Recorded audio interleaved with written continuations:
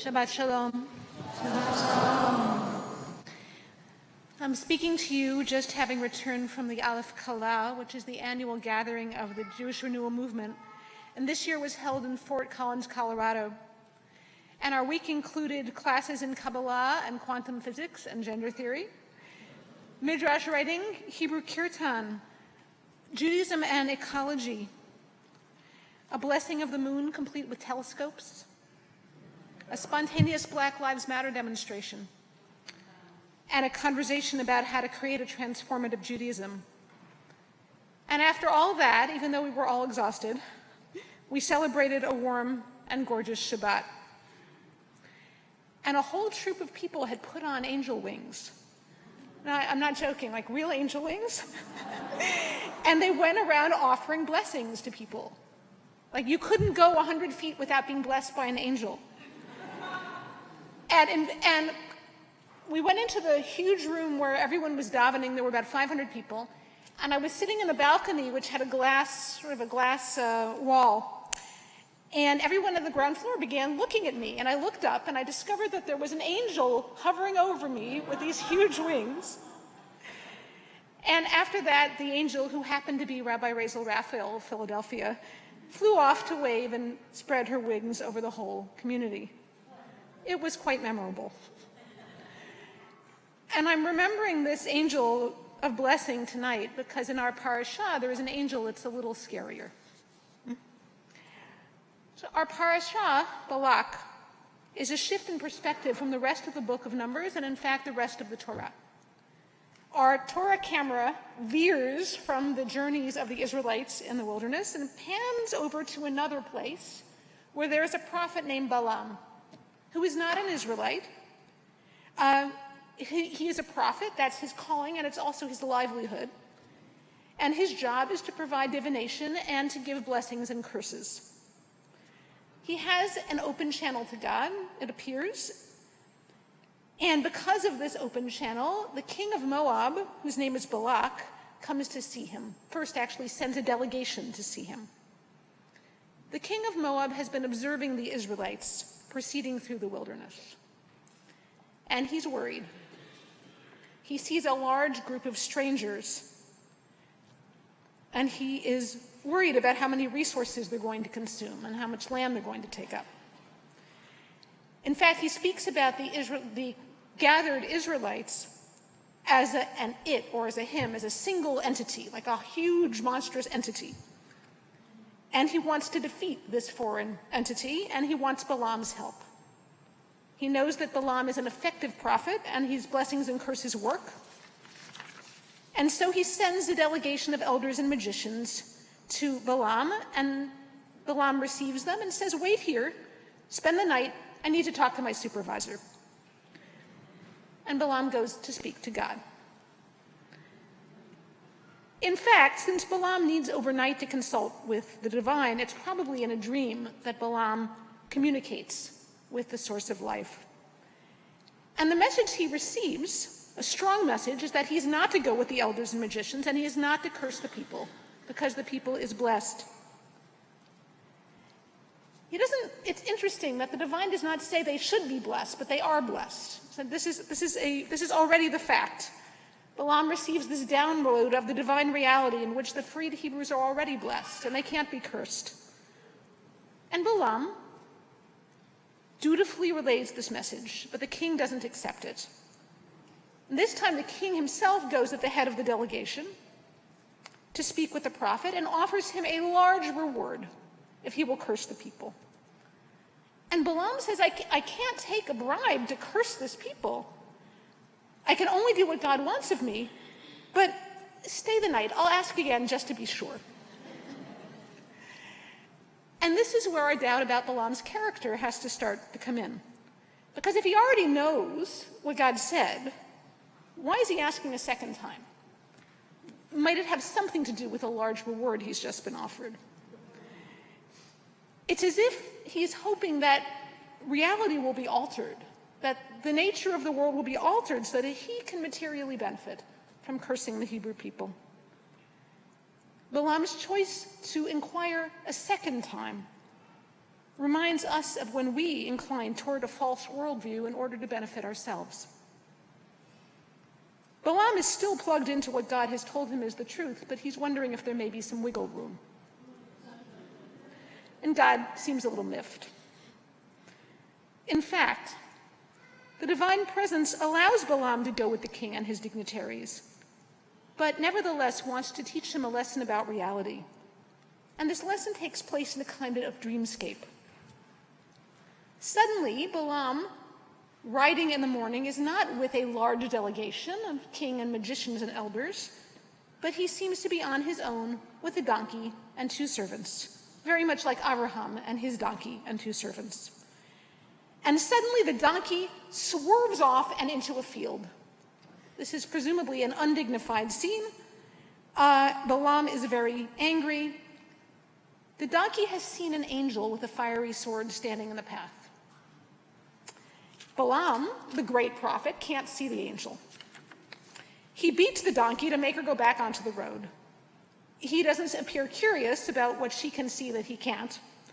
He can't see the angel. He can't see the danger of the fiery sword. He's just frustrated that his donkey, who he expects to behave in a certain way, is acting contrary to his version of reality. And this is perhaps a mark of his own narcissism, right? He assumes that she sees what he sees. Then the angel moves to a narrow lane between 2 vineyards, and now the donkey can't go off the road, so she pushes against one of the walls and crushes his foot. And Balaam beats her again. Again, she can see what he can't. By now, we realize that Balaam's prophetic powers are quite limited. His hope for a false reality has blinded him to the angels that really exist. The donkey now moves forward, the angel with the sword blocks the path, and the donkey, protecting both the prophet and herself, lies down under Balaam, at which point he becomes enraged and beats her viciously. And then she speaks. This should surprise us. She says, "What have I done that you have beaten me 3 times?" And Balaam says, "You're making fun of me. If I had a sword, I'd kill you." And I love this part because, in fact, Balaam is standing right next to a sword, and he could probably ask the angel if he could borrow it, but he can't see it. Many things are unseen for him. Not only the angel, but the animal he has known for years. And the donkey quite rationally says to Balaam, "Look, I'm your donkey. Am I in the habit of acting like this?" And Balaam says, "Well, no." And now we see that the aton, the donkey, is finally getting through. And it's at this moment that the divine opens Balaam's eyes, and he sees the angel with the fiery sword, and he bows down. I have to think that this is a hopeful story for us, because Balaam doesn't continue to refuse to see reality. He's no longer blocked from seeing what is in fact in front of him. And once he can hear and see the angel accuses him, "Why have you beaten your donkey 3 times? I came out as an adversary to you, and I would have killed you, but she spared you." And Balaam says, "I made a mistake. I will turn back. Ashuvali." And this means not only I will go back, I will literally go back and not go with the king, but I will do teshuvah, ashuvali. I will repent. And the angel says, "Go with the people, but say only what I tell you." To me, it's not an accident that Balaam hears the voice of the donkey simultaneously with the voice of God. The donkey may be in the lowly position here, but it's the donkey who can see the angel. We could take this figure of the aton to be of the donkey that Balaam is riding in a couple of different ways. We might, for example, imagine this scene to be a metaphor for the earth that carries us, or the animals who benefit us, or even our own bodies that carry us around all day.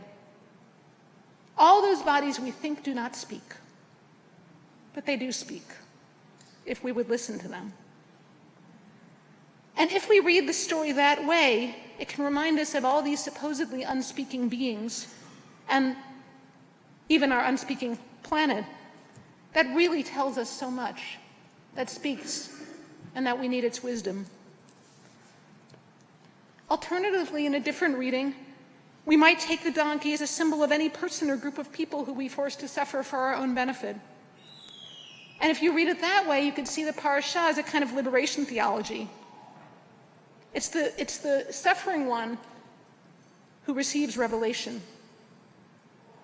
And in this reading, we need also to know what that donkey sees. We can't be like Balaam, who thinks that because he has a stick, he gets to determine what is real. Balaam has lost his way when he says to himself, I know what Balak is telling me to do is wrong. I really know that, but I'm going to check a second time just in case. I will consider making up a story that allows me to do what profits me, even though it isn't true or right. We all have the potential to go to that place, but we can come back. Balaam, in doing teshuvah, reminds us that we can orient to the larger story again. We can listen to voices that we have forgotten to hear. So near the end of the story, Balaam does go and stand on the heights and look down at the people of Israel. And he does find that he cannot curse them, only bless them, just as God said. He tries to curse them 3 times, and 3 times he blesses them instead. You can imagine the frustration of the king of Moab. The 3rd time, in an attempt to curse the people, Balaam turns his face to the wilderness, the Dvar, the world that speaks. And this time we are told that he sees the people of Israel, shochen l'shvatav, encamped tribe by tribe. And Rashi has an odd explanation for what this means, that the people were camped according to their tribe, tribe by tribe. He says their doors did not face one another, in order that each family could preserve its modesty. And for this reason, the Shekhinah dwelled among them. They had some privacy, each family. But the Baal Shem Tov has a midrash on the midrash. He takes this midrash of Rashi's, and he says, when Rashi says their doors did not oppose one another, he means something else. He says, it's a parable. It's like this. It's like 2 students of Torah who are studying together and they are arguing with one another. And sometimes when they're arguing with one another, they won't acknowledge the truth because their intention is to contradict the words of their opponent and antagonize their opponent, even if they know inside themselves that their opponent's words have right in them. But the essence, the Baal Shem Tov says, of one's intention when one argues with someone in sacred study should be to discover the truth, so that they may fulfill the words of the sages. When 2 people sit together and study the Torah, the Shekhinah dwells between them.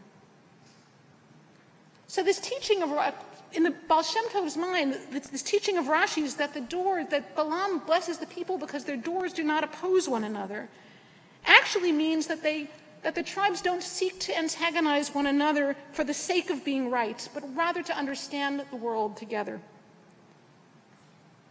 And then we can translate the world for one another. When I read this midrash, it reminded me of the story of King Solomon's dream. When the young King Solomon saw God in a dream, God asked what he wanted most. And Solomon did not ask for long life and did not ask for wealth, but rather asked for wisdom. And the wisdom that he received was the ability to speak every human language and every animal language on earth. Wisdom consists of hearing the voice of the donkey and all the voices in the world. The prophet Balaam shows us how to do teshuvah for our own failures in perspective and our own selfishness of sight, and invites us to learn to perceive the angel. And when we pay attention to the voices around us, especially the ones we didn't think were speaking or didn't want to listen to, we can learn to hear the world's voice that is larger and wiser than our own. Shabbat Shalom.